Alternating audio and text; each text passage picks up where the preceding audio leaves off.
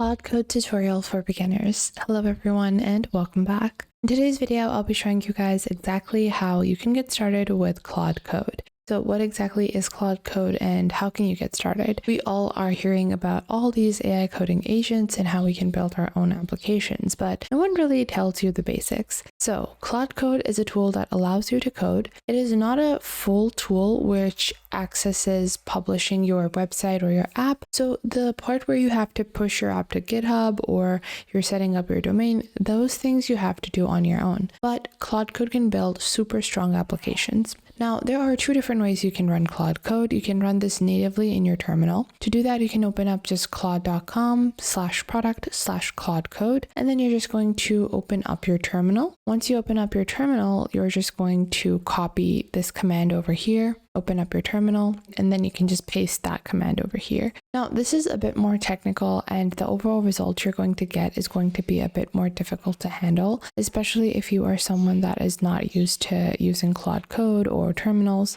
So the easier way that I prefer to use that is way simpler is by using the desktop agent. So Claude Code has a desktop application which you can download, and you can just download that application and then proceed with using Claude Code like a regular prompting tool. So as you would normally prompt Claude, you would prompt Claude Code. Now, before you get started with using Claude Code, I do need to tell you guys, you do need a Claude subscription to actually use Claude Code. You cannot do this completely for free. So that is a limitation. You can subscribe to their Pro plan, Max plan, or Max 20X plan. So their Pro plan starts for only $17. Obviously, if you are going to be making applications, sometimes your usage might exceed. So I do recommend that you should get started with a Pro plan. But depending on the type of app that you're building, you might need to upgrade to a max plan. It's not necessary, but it is something that a lot of heavy users do consider. So once you have purchased your subscription, you're going to download the Claude desktop application. This is what it looks like, and I have downloaded mine.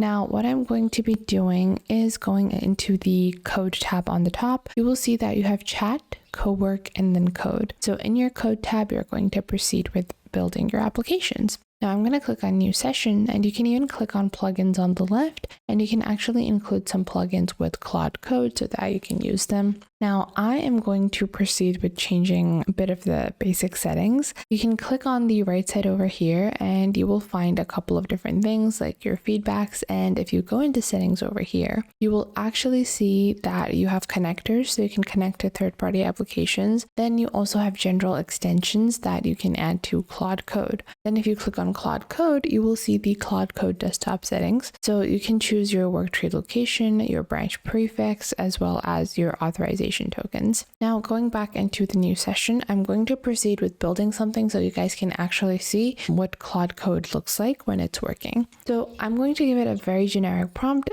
build me a daily habit tracker application. And then I'm going to proceed with the permissions. Now, there are three types of permissions. You have plan mode, you have auto accept, and then you have ask for permissions. I always recommend getting started in plan mode because this creates a plan before you're actually creating your applications. Then after that, you have the ability to ask permissions or auto accept edits. Now, when you're building the super sensitive parts of your application or website, whatever you're building, you're going to always ask for permission. But if it's something that's very basic and your app is not live yet, then you can auto accept edits, but don't auto accept edits if your app is already live, because if there's ever an error, it becomes very difficult to resolve. So I'm going to go into plan mode. Now on the right side, you're going to choose your model. So I like to use Opus 4.6. It's super powerful. And then you're going to click on more options, and you have the ability to add files or photos. You have slash commands, and then you also have your connectors and plugins. So I'm just going to give this basic prompt, and you guys can see the folder that it's going to build my app in was already selected. Then you're going to allow it access to everything that it needs, like this. And after that, it's going to probably ask you a few questions if you're in plan mode. So it's going to ask you the type of application that you want, or, the overall type of app you want. I want this to be a web-based application, and then I'm going to go with the React, and then I'm going to use my local storage. Then I'm wanting this to be a daily checkoff where I can mark my habits done. Then I also want streak tracking. I also want weekly or monthly views and categories and colors. So I want all of these features. Now you guys can see Claude code has started to work, and I'm going to allow all its permissions. It might ask you for a few permissions when it's working, and I'm just going to let it proceed as it normally would. Now, depending on the type of application or the type of website that you're building, this might take a longer time. So sometimes it can take quite a while to just build your application, depending on how difficult the type and the features are. But if for something like this, it's going to take maybe like 5 minutes or 3 minutes or 4 minutes, and I'm just going to allow it the permissions that it needs. You guys can see that it has been, it is designing my implementation plan. After the implementation plan is generated, I can make any changes that I want. If I want to include something, exclude something, or customize something, then I can do it right now. And then after that, Claude is going to start building my app. So let's wait a couple of seconds for it to build my actual application implementation plan. And now we're just going to proceed with a couple of other permissions as well. So right now it has completely created the plan, and this is what the plan looks like. I can review the entire plan to see if I find everything to be okay, and I can also change a few elements if I want. But I am going to approve Claude's plan and allow it to start coding. And now it's going to do all of the heavy lifting for me. I don't even need to know how to code. I don't even need to know what the code is going to look like. It's going to do all of that for me. So it can take a couple of minutes for it to obviously write the entire code. You're going to probably have to allow it a couple of permissions as well during this time. I'm just going to let it proceed with all of these permissions, and I'm going to just allow it, and then I'm going to come back in like 2 minutes to see where my app is.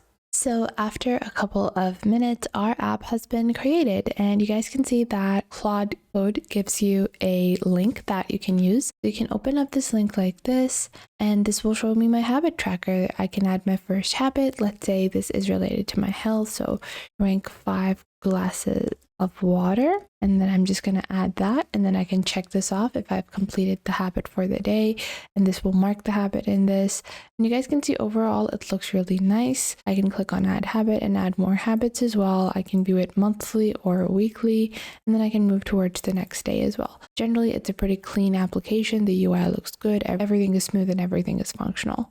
So going back into Claude, if you want to run it, you can also run it in your terminal. And overall, it's a pretty nice application. Now, if I want to publish this, I can simply take the project file or the Claude file, and I can publish this to GitHub and then push that to any deployment tool that I want. So you can use whatever deployment tool, and you can use platforms like Firebase or Supabase to actually build the backend. So this is how you can get started with Claude Code. I hope you guys found this video helpful. And if you did, make sure to leave a like and subscribe, and I'll see you guys in the next video.